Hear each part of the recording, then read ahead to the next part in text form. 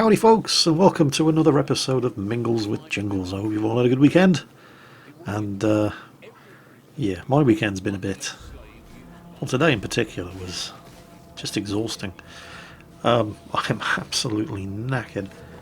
Spent the entire day either dismantling furniture and taking it to the dump and clearing out rubbish, and dismantling one bed, taking it into another room, reassembling the bed, drilling holes in walls, mounting paintings and pictures, and so much for the day of rest.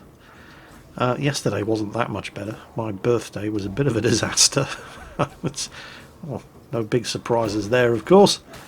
The plan was we were going to go to the movies and watch Three Billboards Outside Ebbing, Missouri. One with Frances McDormand. She won the Oscar. Booked a taxi an hour before the movie started to drive us around from home to Portsmouth Gunwharf Quays, where we were going to go to the cinema. It's a distance of 12 miles. You'd think that that would be plenty of time. Apparently not. Not with the traffic around Portsmouth on a Saturday afternoon. By the time we actually got into the cinema, and before we'd even queued up to buy tickets, we were too late. The movie had already started. It took more than an hour to travel 12 miles. Absolutely disgraceful. And that kind of, well, threw a real spanner in the works, because I planned the entire day around the fact that from 2:40, 3 o'clock in the afternoon, we were going to be sitting in the cinema for a couple of hours. So that left us with 3 hours with nothing to do before our dinner booking. And so there was just nothing to do. I even tried. I thought, well, it's my birthday, I could use a new jacket. And Gunwharf Quays in Portsmouth is just, it's a shopper's paradise, apparently. Well, you'd think so. You try buying a men's jacket in Britain that isn't either dark blue, grey, black, or olive green. All I wanted was a red jacket. Well, it turned out that was a little bit too much to ask for. So couldn't even do that. Yeah, it was just a disaster all round, basically. So I didn't actually do anything for my birthday other than wander around a shopping centre, not having anything to eat, not watching a movie, and not buying a new jacket. And then we just, screw it, and went home. Today, of course, absolutely exhausting, and the rest of the week, not a huge amount better. You may have noticed that there are now huge gaps have appeared in some of my more popular playlists. Cold Waters in particular was a bit of a victim. I need to stress, first of all, that nobody has claimed any copyright strikes against anything on my YouTube channel. I'm not in trouble with anybody. But in the middle of last week, I got an email from my YouTube partner network, and they let me know that they'd identified some issues with some of the videos that I had uploaded that I needed to address, because I was vulnerable to copyright claims. Some issues. And they gave me, thanks to the differences in time zones involved, because I think they're based in Vancouver in Canada, or at least the office of the person who sent me the email was, and they gave me just over 24 hours to fix the issues that they'd identified. How many issues, Jingles? 1,392. 24 hours. Yeah. So that was all kinds of fun. Now, here's the thing. None of this was anybody's fault but my own. And a large number of the issues were the Mingles with Jingles intros, which we already knew about. I mean, I've been using that iconic John Williams theme from 1941 music for Mingles with Jingles for as long as I can remember. And I should never have been doing it because it's copyrighted material. I know that. It's nobody's fault but my own. So of the nearly 1,400 issues identified, a good couple of hundred were Mingles with Jingles. And I already knew about that, and I was already working on that. But the other 1,000 or so Some of them were perfectly legitimate. Again, it's the same with the Cold Waters video series, which is why there are such huge gaps in the Cold Waters playlist now, because I was using Hans Zimmer's theme, Roll Tide, from the Crimson Tide movie. And you just can't do that.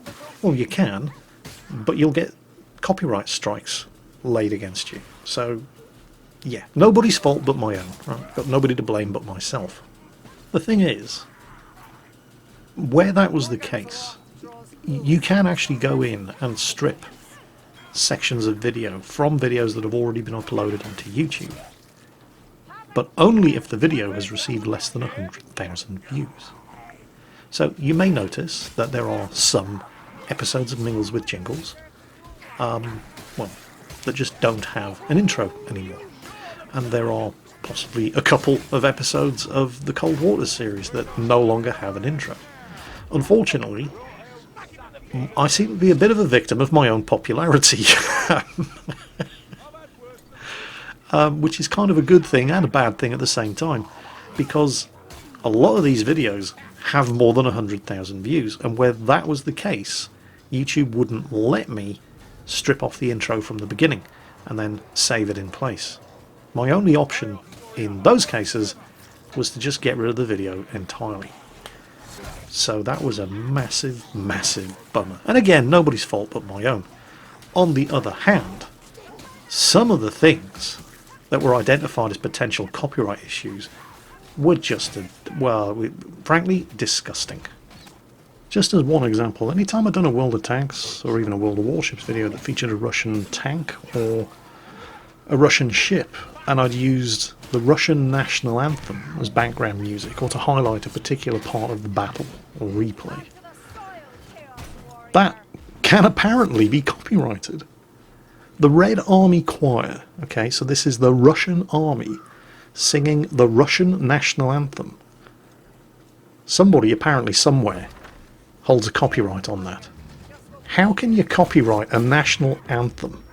Well, you can't copyright a national anthem. You can't copyright a hymn.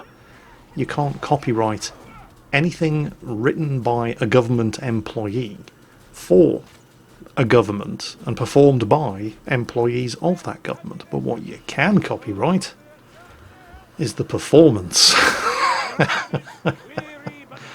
Which kind of begs the question, who holds the copyright on, for example, the Red Army Choir singing the Russian national anthem? Who holds the copyright on Her Majesty's Band of the Royal Marines performing Hearts of Oak? Who holds the copyright on the US Navy Choir singing the hymn Eternal Father? I don't know, but apparently somebody does. Absolutely fucking disgraceful. And yet this is the world we live in. And what it all boils down to is that as a Royal Navy veteran, right, somebody with 22 years service in the Royal Navy, I cannot put up a video of the Navy playing a naval song written by the Navy, for the Navy, and performed by the Navy. I cannot use that music in case somebody tries to hit me with a copyright claim, because somebody somewhere will have recorded it and will hold a copyright on that recording. And you know how much I like playing Hearts of Oak.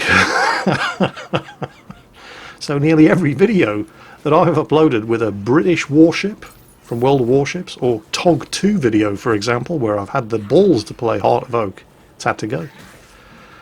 Because the recording that I used, Her Majesty's Band of the Royal Marines, who don't actually hold the copyright themselves, by the way. The British government certainly doesn't hold the copyright on music that it owns, but some scumbag somewhere has copyrighted the performance and potentially could cause all kinds of problems if I continue to use it. So it's just been disgraceful. Absolutely disgraceful. But hang on, Jingles. There's all kinds of hugely popular YouTube channels out there that do compilation videos of World of Tanks and World of Warships and, you know, whatever. And they use all kinds of instantly recognisable music that has to be copyrighted somewhere. Yeah, they do. And they're entirely welcome to take the risk. But I just can't afford to do it anymore. Anytime you hear any music on any of my videos from here on in, and hopefully by now, because I spent the entire day, I think it was on Wednesday, going through nearly 1,400 different issues that have been raised by my partner network. So any existing video and any video from here on in is only ever going to use in-game music or royalty-free music from now on, because it's just not worth the risk to do otherwise. And amusingly enough, in-game music also accounted for a large number of the 1,400 issues that my partner network had identified. I don't often play World of Tanks or World of Warships with the in-game music playing, but occasionally I have. And when that was the case, they were getting flagged as potential copyright issues. You might be sitting there thinking to yourself, well, that's absolutely ridiculous. That's the music that's playing in the game. And yeah, that can actually also be an issue. It's never going to be an issue for World of Tanks or World of Warships, because Wargaming don't care. They're quite happy with that sort of thing. But certain companies are not. Nintendo, apparently, is a notorious example. If you're going to put up a video with any kind of Nintendo gameplay, don't expect to be able to monetize that video, because Nintendo will block it straight away. But I don't cover Nintendo games, so it's not going to be a huge issue for me. And the kind of games that I do cover, World of Tanks and World of Warships in particular, Wargaming just don't care. There are other examples where I have used, and I'm going to continue using, some very, very recognisable and iconic music. The beginning of this episode of Middlesbrough Jingles, for example, features the 20th Century Fox fanfare. And I'm going to continue to use it because it's protected under fair use, because it's a parody. Now that doesn't mean I'm automatically going to get away with it if 20th Century Fox decide that they want to slap a copyright claim on me, but I have a defence if that ever happens, because I'm using it as a parody. The same with the MGM and Disney intros that I occasionally use, and the Warner Brothers cartoon outro that I occasionally use. I've taken the existing work, which is instantly recognisable, but I've changed it and adapted it, and that qualifies as a parody. So on the very, very remote chance that I do get challenged over the use of that, I'm quite happy to stand up and defend myself. But it's safe to say that it's been a tough week. It's been a pretty tough week all round, and I'm just glad it's over. Anyway, I hope you lot enjoyed your weekend. Somebody has to. Right, anyway, where does that leave us? Oh, World of Warships. Has anybody seen the news in World of Warships? Combat dolphins, anyone? Introducing a new line of combat dolphin destroyer flotillas and combat dolphin carriers. That really, people are actually, no. I know it's not the 1st of April yet, but well, let me just put it this way. I would not be at all surprised to see a brand new game mode featuring combat dolphins appear in World of Warships on the 1st of April. Guys, you really need to learn what to take seriously and what not to take seriously. So yes, they've announced combat dolphins in World of Warships, and they've shown artists working on designs and 3D models of dolphins with laser rangefinders and torpedoes strapped to their backs. And really, seriously, people have been bombarding me with questions all week. Jingles, any comments on the combat dolphin? Stop trolling. I know you're not taking this seriously. Don't expect me to either. They're probably just laying the groundwork for a 1st of April Fool's Day thing. Which is, well, it might be pretty good. I don't know. I was kind of hoping we were going to see the return of bathtub battles, because they were amazing. But combat dolphins should be fun as well. And no, I don't have any, insider information on this. I'm just using common sense. We're not going to see new lines of combat dolphins appear in the American and Russian tech trees. Well, we better not. Because if we do, then World of Warships has jumped the shark completely. But no, I'm not expecting that to actually happen. In other news this week, I got a very amusing email from, I'm not entirely sure how to pronounce either your surname or the name of the city that you live in, but I'll give it a go. This is from Kate DeMars from Topeka, Kansas. It's probably right. It's close enough anyway. She said, "Dear Gnome Overlord, I'm the proud owner of a 3-year-old. and like many parents who follow your channel, I worry about how much you curse. Don't worry, this isn't one of those emails. This is actually quite amusing. I'm kind of a well, fuck it person though, and so he watches with me, mostly while I laugh my ass off at the why you have to be mad videos. The dangerous error of my ways didn't become apparent until this weekend when he asked if he could lick a window.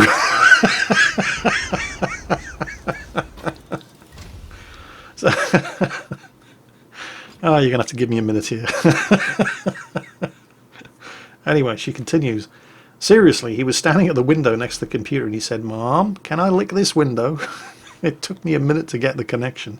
Our beloved gnome overlord sometimes refers to the window lickers, and my son is wondering about his place in the salt mines. Window licking is a long and noble tradition here in the mines. Jingles, will you read this during the Mingles with Jingles and then say, "Well, bless him"?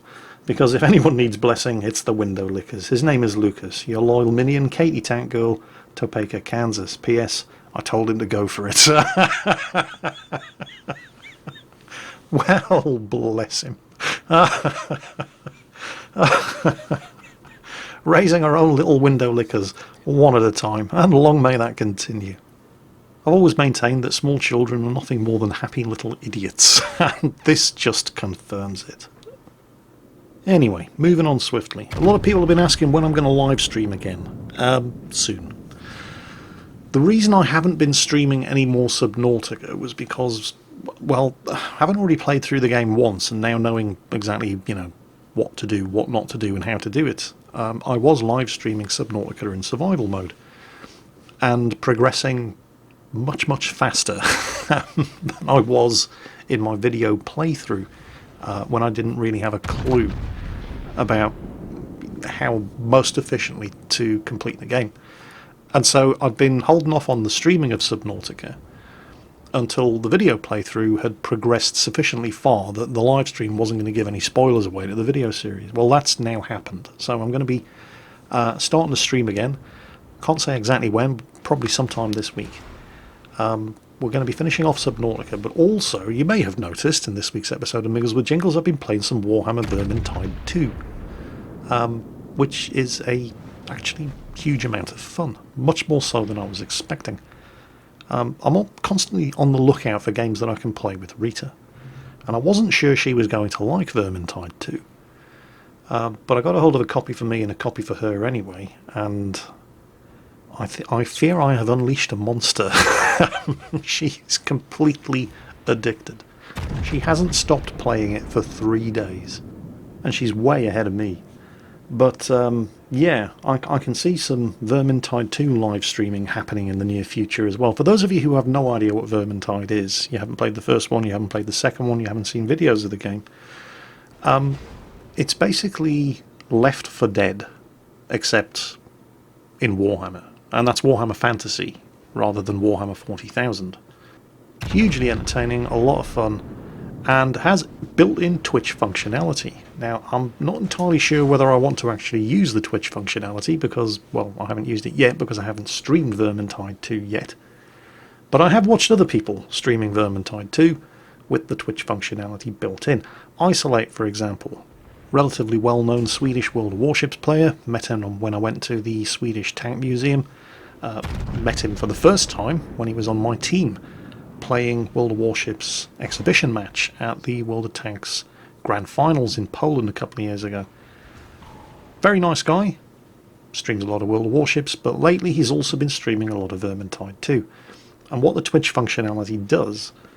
Well, do you remember when I was doing Domina? That's another game that also has Twitch functionality. And not many of you watching this video will know what I'm talking about, because not many of you watching this video will have seen my Twitch live streams of Domina. But it's another one of those... There's a sort of audience participation built into it. When I was playing Domina, if one of my gladiators lost a match but didn't die, the audience, for example, could vote on whether he would live or die. Well, Vermintide 2's got something like that built in, but it's a lot more brutal. And it's a lot more open to abuse by the audience. It just depends how much you like watching your streamer of choice suffer. At regular intervals throughout the gameplay, while you're fighting off hordes of Skaven rat men and rat ogres and poison wind globadiers, the audience will be presented with a choice. And that choice, depending on whether they vote A or B, will give the player a buff or unleash hell upon them. And I know what you trolls are like. So, yeah. It should be fun, though. And it's definitely something I'm definitely going to try it. But I know exactly what's going to happen. It's just going to be suffer jingles. Nobody's ever going to give me a buff, regardless of how badly I need it while I'm busy playing. But it should be amusing at least, and it's good to see games like this coming with some built-in Twitch functionality like that, because they do make things a hell of a lot more enjoyable for the audience. So yeah, we're going to be doing that at some point in the future as well, almost certainly this week. March is shaping up to be a pretty decent month as far as games releases are concerned. I mean, there's Vermintide 2. Far Cry 5 is coming out, I think, on the 20th, so I'm definitely going to be playing the shit out of that. I've also managed to get my hands on a couple of Steam keys for a couple of games that do look quite interesting.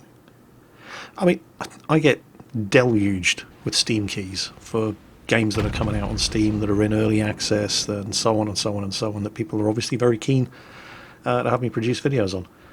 And sometimes that's great. I mean, that's how I got to see Helliborn, for example. Must do another video on that sometime soon while we're on the subject. But sometimes you get Steam keys for games that are just in far too early a state of development for you to be able to do them any kind of justice in a video. I'll give you an example. This week, I received a Steam key for a game called Freeman Guerrilla Warfare. Now, the concept behind the game is pretty good, quite interesting, and I quite liked it. The basic idea is you control a group of guerrilla fighters. That's guerrillas as in, insurgents, rather than, big apes that live in the jungle. Anyway, yeah. I know that probably should have been obvious, but you can never tell. The idea is that you try to control territory from the various other different warring factions in the country in which the game takes place. And when you do move in on an enemy territory, you actually play the battle out in first person with your AI guerrilla fighters. Great idea. Unfortunately, it's in such an early stage of development. It barely qualifies as an alpha. And it's difficult because you can see what they're trying to do. You like the concept. Even though it's in alpha, the execution isn't that bad and can only really get better. And you want to support them, but at the same time, if you were to put a video up of the gameplay as it currently stands, you wouldn't really be doing them any favours. People would just say, oh my god, the animations look terrible. Oh my, did he really just headshot somebody with a 9mm pistol from 200 yards away? This game is garbage, and they would never give it a fair chance. So, it's like I said, it's kind of frustrating because you can see the potential. But if you were to put a video up showing the gameplay as it currently stands, you'd probably be doing them more harm than good. And then, as also happens, occasionally you get offered review code, Steam keys, for expansions to relatively well-known and popular modern naval strategy simulators. And when you go ahead and install the game and actually try to flash it up and get it running, the first thing that happens is you get a pop-up which will not allow you to continue until you click on the link in the pop-up, which takes you to the Steam store page where you're invited to actually buy the whole game before you can continue playing what's supposed to be review code, which also happened this week. And no, I'm not going to mention the name of the game because that wouldn't really be fair, but you can probably figure it out. Speaking of new games, I did mention in Mingles with Jingles a couple of weeks ago that I had been invited.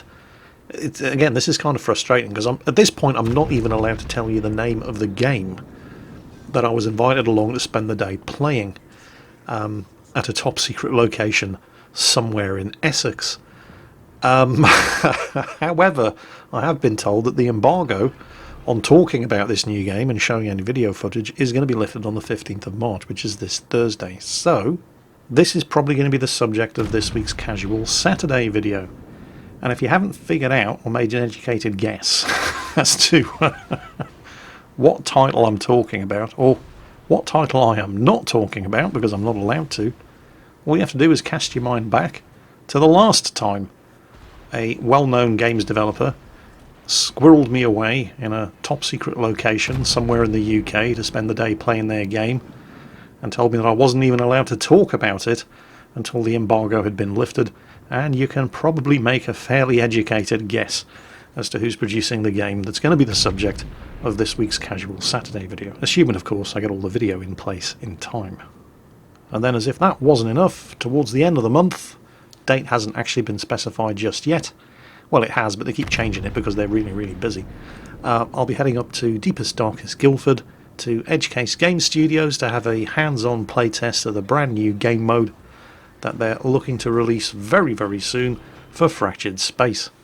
So that's going to be all kinds of fun. I do like going up to their studios at Edgecase Games because they're a great bunch. And I do like their game. And so, yeah, March has actually been turning out to be quite a good month as far as games are concerned. Worst month ever as far as covering your ass against potential copyright claims is concerned, but as far as actual games are concerned, it's not been bad. Anyway, normally when I come to an end of an episode of Mingles with Jingles, I can kick back and relax and play something. Because it means my work for the day is done. Sadly today, that is not the case. I mentioned earlier today that I've been doing a lot of shifting around of furniture. Basically, we've taken, and when I say we've taken, I mean I have taken all of the junk that was being used in the spare room, and was just junk basically. We've thrown it out, taken it all with a dump. Then this is now going to become a proper bedroom. So we've, and when I say we, I mean I, because it's a man's job apparently. I've disassembled everything that was in the bedroom, moved it into the junk room, which is now the bedroom. But my work is not yet done because all of the crap that was left over in what was the bedroom and is now a spare room now has to be picked up, put into bags and disposed of. And I've got to do that before we're finished today. So that's what I've got to look forward to after this episode of Mingles with Jingles. It really has been a spectacularly shitty weekend. But it's almost over. Anyway, I hope you lot had a great weekend. That's it for this episode of Mingles with Jingles. And as always, you lot take care, and I'll catch you next time.